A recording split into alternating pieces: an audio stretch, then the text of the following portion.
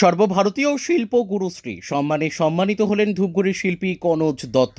সর্বভারতীয় সঙ্গীত ও সংস্কৃতি পরিষদের তরফ থেকে সঙ্গীত, নৃত্য, অঙ্কন, আবৃত্তি বিভিন্ন বিষয়ে একটি অনলাইন প্রতিযোগিতা অনুষ্ঠিত হয়েছিল। এই প্রতিযোগিতা প্রথমে জেলা স্তর এবং তারপরে রাজ্য স্তরে অনুষ্ঠিত হয়।